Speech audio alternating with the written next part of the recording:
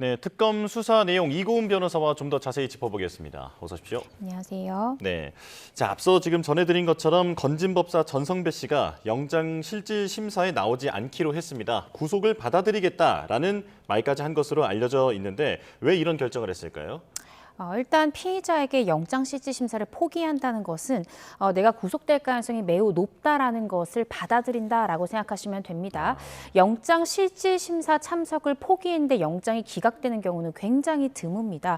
통상 이 영장을 기각시키기 위해서는 실질심사 때 변호인과 피의자가 상당한 분량의 PPT를 할지 의견서를 통해서 혐의 사실이 입증되지 않는다거나 아니면 증거인멸의 우려 내지는 도망의 우려가 없다라는 식으로 적극적으로 다퉈야만 이 기각의 가능성이 높아지는데요. 그런데 자신의 변호인을 통해서 현재 이 건진법사 전성배 씨가 영장실질심사를 포기한다는 것은 자신의 운명, 그러니까 이 구속영장이 발부될 가능성이 상당히 농후하다라는 것을 충분히 인지했기 때문이다라는 생각이 듭니다. 예. 이미 지금 건진법사가 받고 있는 의혹으로 관련된 사람이 구속영장 발부된 바가 있죠. 바로 윤영호 이 전 통일교 세계본부장인데요. 지금 윤영호 전 본부장 같은 경우에는 건진법사 전성배 씨를 통해서 김건희 여사에게 다이아몬드 목걸이와 샤넬백을 이 통일교의 현안 문제를 해결하기 위한 청탁의 수단으로 건넸다라는 혐의로 구속영장 발부된 바 있습니다. 윤영호 씨 같은 경우에는 상당 부분 혐의를 인정하기도 했고 수사에 적극적으로 협조했음에도 불구하고 영장이 발부됐다는 점에서 건진법사 전성배 씨는 자신이 혐의 사실을 부인하고 있는 점, 그럼에도 불구하고 공범이 구속된 점을 고려했을 때 아마 구속이 되리라는 점을 인지를 하고 영장 실질심사의 권리를 포기한 것이 아닌가 싶습니다. 예, 지금 구속영장에 알선 수재 혐의가 나와 있었는데 그게 김건희 씨와는 공범으로 적시가 됐거든요. 그렇다면 통일교 현안 청탁 의혹 이 부분에 대해서는 상당 부분 진척이 있다 이렇게 볼 수 있을까요? 네, 그렇습니다. 지금 김건희 씨가 받고 있는 혐의 중에 하나죠. 알선 수재 혐의 관련해서 이미 이러한 다이아몬드 목걸이 또 샤넬 고가의 가방을 주었다라고 이야기가 지금 나오고 있는 윤영호 씨에 대해서도 구속영장 이미 발부된 바 있습니다. 그런데 오늘 이 건진법사 전성배 씨에 대해서 구속영장까지 발부된다면 사실상 이 알선 수재 혐의는 거의 입증된 거나 마찬가지일 가능성이 굉장히 높거든요. 예. 따라서 이 김건희 씨가 받고 있는 이 알선 수재, 이 통일교 관련한 이 청탁 의혹에 대해서는 사실상 김건희 여사가 진술 거부권을 행사하거나 혐의를 부인한다 하더라도 오늘 전성배 씨 영장까지 발부된다면 더 이상 그 혐의를 좀 부인하는 것이 의미가 없는 그런 행위이지 않을까라는 생각이 듭니다. 예. 그런데 이렇게 구속영장 실질심사에서 마지막 변론을 포기하는 이런 지금 모습을 보면 어떤 심경의 변화가 있는 게 아닌가 이런 생각도 드는데요. 지금까지는 김건희 씨에게 전달된 것으로 의심되고 있는 샤넬백이라든지 그라프 목걸이 이런 부분들을 다 잃어버렸다고 얘기하지 않았습니까? 특검의 앞으로의 수사에서 좀 털어놓을 그런 가능성도 있지 않을까요? 저는 수사 단계에서는 입장을 좀 변경할 가능성이 좀 낮지 않을까라는 생각이 듭니다. 다만 이 재판 단계에 갔을 때는 번의에서 자백할 가능성도 있는데요. 왜 그렇게 제가 추측을 하냐면 물론 현재 이 영장실질심사를 포기하면서 변호인을 통해 전달한 전성배 씨의 심경은요. 본인 때문에 여러 사람이 고초를 겪는 상황을 견딜 수 없고 내가 잘못되어야 한다라는 취지로 마치 자신의 잘못을 인정하고 반성하는 뉘앙스의 그런 소회를 밝히긴 했습니다. 네. 그렇지만 재판 단계를 가기 전까지는 구체적으로 특검에서 어떠한 자료까지 확보했는지를 피의자 신분인 전성배 씨가 확인할 수가 없거든요. 그런데 영장이 발부되면 짧은 시간 안에 기소 여부가 결정이 될 거고 기소가 되면 그때부터는 이 특검이 그동안 확보했던 모든 증거 관계를 다 확인할 수 있기 때문에 그것을 열람을 했을 때 더 이상 부인하는 것이 실익이 없고 나의 형량만 높인다라고 판단이 든다면 그때는 전성배 씨가 재판 단계에서는 자백으로 돌아설 가능성이 있지만 아직까지 증거 기록을 확인하지 못한 데다가 김건희 씨가 계속해서 혐의를 부인하고 있다는 것을 언론 보도를 통해서 알고 있는 이 시점에 수사 단계 때 전격적으로 이러한 의사를 변경할 가능성은 조금 낮지 않을까 싶습니다. 그렇군요. 자, 그리고 지금 건진법사 이 얘기에서 자주 이름이 거론되는 의원들이 있죠. 권성동 의원과 김기현 의원인데 그 앞서 구속된 통일교 그 윤 전 본부장은 권성동 의원에게는 금품을 전달했다라고 얘기한 바가 있고 그리고 최근에는 김기현 의원의 2023년 당대표 당선을 도왔다라고 진술한 것으로 알려졌습니다. 자, 그런데 국민의힘 당원 명부 압수수색이 지금 진척이 없는데 앞으로 특검은 어떻게 할까요? 네, 맞습니다. 지금 이 권성동 의원에게는 결국 정치자의 자금을 줬다라는 것이고 윤 전 본부장의 주장은요. 그리고 이 권성동 의원이 당대표 출마를 포기하자 그 다음에는 김기현 의원을 우리가 조직적으로 좀 도왔다라는 취지의 진술을 윤영호 전 간부가 하고 있습니다. 예. 이에 대해서 특검은 상당 부분 물증까지 확보했는데요. 이 윤 전 본부장과 전 씨가 당시에 나눴던 문자 메시지에 따르면 윤 전 본부장이 전 씨에게 김기현 의원은 우리 통일교에 대해서 별로 좋아하지 않는 것으로 알고 있지만 그렇지만 이 상부 중앙의 오더이기 때문에 열심히 지지하고 활동하겠다라는 취지의 문자 메시지를 보냈다라는 등의 일부 언론 보도까지 있었거든요. 따라서 이 의혹에 대해서 당연히 특검팀에서는 집단적으로 통일교의 교인들을 입당을 시켰던 것인지를 확인하기 위해서는 이 통일교 교인들의 명부와 국민의힘의 당시에 입당을 했던 당원 명부를 비교를 해봐야 됩니다. 따라서 이 필요에 따라서 압수영장을 발부받아서 집행을 하려고 했던 것인데 국민의힘 측에서는 이것이 정치 탄압이다라는 이유로 사실 온몸으로 막아서고 있는 그런 상황이거든요. 네.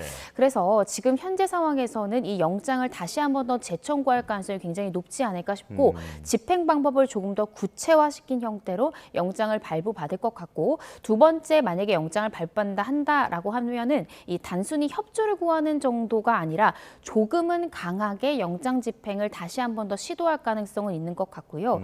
국민의힘 당사 같은 경우에는 이 국가 기밀 시설이라고 보기는 어렵기 때문에 사실은 영장이 집행이 되어야 되는 부분이 있습니다. 따라서 계속적으로 물리적인 대치가 벌어지고 좀 더 특검이 강하게 밀어붙인다고 하면 거기서 어떤 물리적인 상황이 발생할 수도 있거든요. 그렇다라고 한다면 적극적으로 막아서는 입장에서 공무집행 방해죄로 입건될 가능성도 있습니다. 그래서 두 번째 영장을 재청구할 가능성이 굉장히 높지 않을까. 그리고 영장이 재발부가 된다면 조금 더 강한 방법으로 영장 집행을 시도할 가능성이 높지 않을까라는 생각이 듭니다. 네, 끝내 특검이 강행할 가능성이 더 커 보인다라고 전망을 해주셨고요. 자, 그리고 김건희 씨가 오늘 다시 오후 2시에 특검의 조사를 받게 됩니다. 지금 세 번째 조사를 받게 되는 건데 그동안 진술 거부를 해서 조사가 잘 진행이 안 되고 있는 걸까요? 네, 그렇습니다. 지금 사실은 조사 시간이 굉장히 짧습니다. 특검에 출석은 하고 있지만 대부분 답변을 하고 있지 않기 때문에 조사 시간 상당히 짧고요. 예. 오후 6시까지 사실 조사 시간 채우지 못하고 그대로 구치소로 돌아가는 형태를 취하고 있습니다.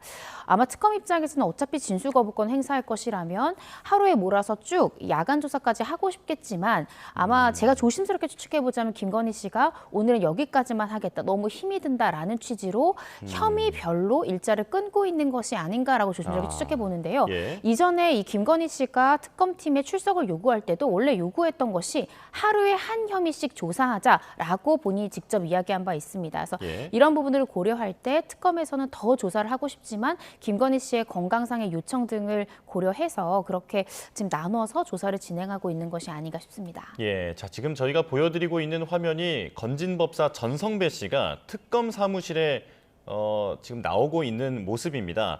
오늘 앞서 보도해드린 대로 원래는 오늘 10시 반에 서울중앙지방법원에서 영장심사가 예정돼 있고 여기에 전성배 씨도 참석할 것으로 전망이 됐었는데 어젯밤에 변호인을 통해서 영장심사를 포기하기로 결정했다라고 알렸는데요. 자, 하지만 구인 절차를 밟아야 하기 때문에 이 부분을 위해서 지금 서울 광화문에 위치한 김건희 특검 사무실에는 지금 자리하고 있는 그런 모습을 저희가 화면으로 보여드리고 있습니다. 자, 변호사님, 전성배 씨가 네, 자 지금 전성배 씨가 지금 구속영장 실질 심사를 포기하는 이런 부분, 김건희 씨의 심경에도 어떤 영향이 있지 않을까요? 네, 지금 현재로서는 영장 실질 심사를 사실은 출석하는 것보다는 포기하는 것이 김 여사에게 좀 더 유리하지 않을까 싶고요. 포기한다는 것은 사실은 혐의 인정할 가능성이 줄어들 것 같습니다. 네, 변호사님 죄송합니다. 자, 더불어민주당이 정책조정회의를 열어서 8월 임시국회 첫 본회의 전략 등을 논의할 예정입니다. 회의 현장으로 가보겠습니다. 관행적으로 형벌 조항이 남발됐습니다. 특히 배임죄는 직권남용, 업무방해, 허위사실 유포 등과 결합되어 기업과 행정, 경제적 약자에 대한 압박 도구로 악용되어 왔습니다. 제게는 경제 형벌 남용이 기업 활동과 글로벌 경쟁력에 악영향을 준다고 호소합니다. 이번 상법 개정에서 이사의 주주에 대한 민사 책임이 강화되면 배임죄의 형사처벌로 연결될까 걱정하는 목소리도 큽니다. 외국 기업들도 한국 투자에 부담을 느끼는 것이 사실입니다. 이제 우리도 경제 형벌을 합리적으로 정비해야 합니다. 민사 행정상 책임을 강화하는 것은 글로벌 스탠다드입니다. 민주당은 원내에 경제 형벌 민사 책임 합리화 TF를 바로 출범시키겠습니다. 배임죄, 직권남용죄, 업무방해죄, 허위사실 유포죄 등을 근본적으로 정비하고 동시에 징벌적 손해배상, 집단소송, 한국형 디스커버리 등 민사 책임 강화 제도도 함께 도입하겠습니다. 경제 형벌의 합리화는 불법에는 엄정하게 책임을 묻고 약자는 보호하는 개혁입니다. 민주당은 국민과의 약속인 기업하기 좋은 나라, 정의롭게 성장하는 나라를 반드시 만들겠습니다. 공공기관의 무능과 부패, 더는 못 봐주겠습니다. 민주당이 반드시 바로잡겠습니다. 국토교통위원회 전체회의에서 국가철도공단 이사장의 비리 의혹이 제기됐습니다. 사실이라면 명백한 뇌물죄입니다. 이사장은 공단 예산으로 살 수 없는 자전거를 사오라고 지시했고 직원들은 협력업체에 부탁해서 업체의 비용으로 구입했습니다. 이사장은 그 자전거를 받아 관사에서 직접 사용했습니다. 우연인지 필연인지 모르겠지만 그 직원들은 모두 승진했습니다. 공직기관 무너질 대로 무너지고 범죄의식마저 무뎌진 현실에서 개탄을 금할 수가 없습니다. 이 문제의 핵심은 윤석열 정부의 낙하산 알박기입니다. 철도공단의 이사장은 국토부 관료이자 국민의힘 정무직 당직자 출신입니다. 민주당은 공공기관의 무능과 부패를 반드시 뿌리 뽑겠습니다. 인사 시스템을 근본부터 혁신해서 능력과 책임이 통하는 기관으로 바로 세우겠습니다. 윤석열 정부에서 알박기한 기관장은 스스로 옷을 벗기 바랍니다. 12.3 내란 이후 취임한 기관장이 53명에 달합니다. 특히 윤석열이 파면된 이후 임명된 사람만도 22명입니다. 후한무치도 이런 후한무치가 없습니다. 약속드린 대로 공공기관 운영법 개정안을 정기국회에서 통과시키기 위해 당력을 집중하겠습니다. 만약 국민의힘 소속 기재위원장이 방해할 경우 신속 처리 안건으로 지정하겠습니다. 이상입니다. 다음은 한정혜 정책위. 네, 더불어민주당 김병기 원내대표의 발언 듣고 왔습니다. 자, 정책조정회의를 열어서 8월 임시국회 첫 본회의 전략 등에 대해서 논의하는 자리였는데요. 배임죄 등에 대한 경제처벌을 합리화하는데 이런 부분들을 적극적으로 추진하겠다라고 요약할 수 있겠습니다. 자세한 소식은 들어오는 대로 전해드리겠습니다. 그리고 김건희 특검 관련 속보가 들어왔습니다. 지금 오늘 오전부터 삼부토건 관계사인 웰바이오텍에 대한 압수수색에 나섰다라는 소식이 들어왔습니다. 자, 우크라이나 재건 사업을 이용한 주가 조작 등 사건과 관련해서 웰바이오텍 그리고 자회사 등 관계회사, 피의자들의 주거지 등 10곳에 대한 압수수색에 착수했다라고 김건희 특검이 전해왔습니다. 자, 삼부토건 주가 조작 사건에 관계되어 있는 것으로 웰바이오텍이 꾸준히 지목이 되어 왔었는데요. 이 부분에 대해서도 김건희 특검이 강제 수사에 착수하고 있는 것으로 보입니다. 자, 지금 이고은 변호사와 함께하고 있는데 이 부분 바로 짚어보겠습니다. 사실 웰바이오텍이라는 회사, 생소한 분들도 있을 텐데 삼부토건 주가 조작 관련 의혹과 관련해서는 오히려 웰바이오텍이 몸통이다라고 지목하는 곳도 있었거든요. 어떤 곳입니까? 네, 웰바이오텍이라는 회사는요, 이일준, 이 삼부토건 회장이 최대 주주로 있는 회사입니다. 따라서 이 삼부토건이라는 이 주가 조작 의혹의 핵심이 될 수 있는 회사다라고도 지목된 관계사입니다. 관계사다라고 이해하시면 될 것 같은데요. 이게 의혹을 지금 특검에서 수사를 하다가 발견된 것이 2023년 7월입니다. 이종호 전 이 대표의 부인 계좌를 이용해서 이 웰바이오텍 주식을 2억 원치를 매수하고요. 하루 만에 되파는데 얻은 수익, 이 차익이 2천만 원에 달한다라는 것을 발견을 했습니다. 예. 그러면서 특검에서는 혹시 이종호 전 대표가 김건희 여사가 어떤 정보, 이 웰바이오텍 관련한 정보를 주었기 때문에 이런 시세 차익을 얻을 수 있었던 것이 아니냐. 이 부분에 대해서 김건희 여사가 관련된 부분이 있지 않느냐라는 점을 현재 의심하고 있는 것이고요. 예. 이 때문에 이 웰바이오텍의 본사를 현재 압수수색하고 있는 그런 상황입니다. 예, 그렇다면 오늘 오후 2시에 김건희 씨를 불러서 조사를 하는데 이 내용도 질문을 할까요? 근데 그럴 가능성은 조금 낮을 것 같습니다. 그렇습니까? 이유는 현재는 압수수색을 하고 있지만 피의자에게 압수수색한 내용을 물어보려면 압수수색한 물건들을 가지고 와서 분석을 해야 되고요. 또 아마 본사를 압수수색했다는 것은 중요 PC 등에 대해서도 아마 압수수색해서 포렌식을 할 것인데 포렌식을 하는데도 최소 1, 2주 정도의 시간이 걸리기 때문에요. 압수물 분석을 모두 마친 이후에 김건희 씨에게 지금 이 웰바이오텍 주가 조작이라든지 아니면 이 시세 관련해서 이종호 씨에게 알려준 적이 있는지 이런 부분들에 대해서 아마 물어볼 것 같습니다. 예.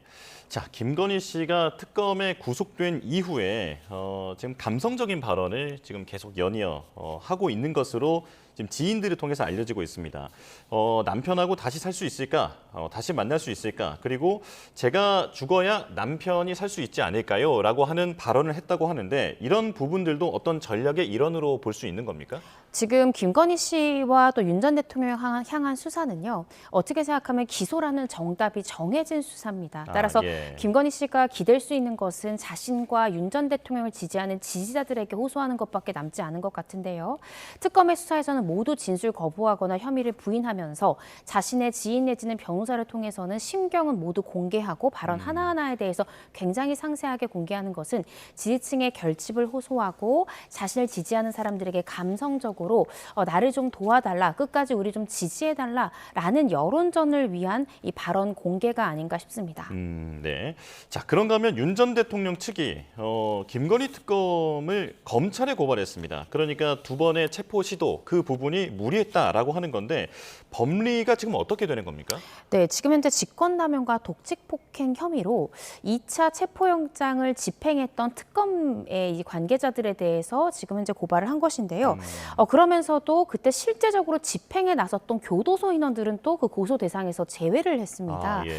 그러니까 이 체포영장을 집행할 때 나에게 굉장히 강한 물리력, 거의 폭행에 가까운 그러한 유형력을 행사를 해서 나를 끌어내려고 했고 그 과정에서 내가 다쳤다라는 점을 통해서 직권을 남용해서 특검도 체포영장을 무리하게 집행했던 것이고 그 과정에서 나는 굉장히 나의 의사에 반한 물리적 유형력을 행사당했기 때문에 이 부분은 독직폭행이다라고 주장을 하고 있는 것이고요. 사실 이러한 이 형사사건의 조치는 예정된 거였습니다. 예. 2차 체포영장 집행 이후에 윤 전 대통령은 자신의 변호인과 접견을 통해서 당시 상황에 대해서요. 자신의 변호인을 통해서 이미 이야기한 바 있고 변호사는 당시에 양팔을 잡고 무리하게 끌어내려고 했고 그 과정에서 의자에 떨어지는 등 굉장히 많이 다쳤다라는 취지로 윤 전 대통령이 현재 그 당시의 상황에 대해서 묘사하기도 했고요. 당시에 민형사상 조치 모두 취하겠다라고 이야기를 했거든요. 그래서 예정된 형사상의 조치다라는 생각이 들고 다만 많이 보도된 것처럼 그때 당시 상황에 대해서는 이미 영상 등 물증이 남아있기 때문에 이 부분에 대한 형사사건이 절차가 진행된다 하더라도 물증을 통해서 무리한 어떤 폭행 등의 상황이 있었는지는 정확하게 규명되지 않을까라는 생각이 듭니다. 예. 그 때문에 이전부터도 정치권에서는 국회 의결을 해서라도 이 CCTV 영상을 공개하자라고 하는 의견이 계속 나왔었는데요. 그러니까 이게 개인적 궁금함 때문이 아니라 서울구치소가 지시를 제대로 따랐는지 이 부분을 확인해야 한다라고 하는 명분인데 법무부도 적극 검토한다고 합니다. 가능성 어떻게 보십니까?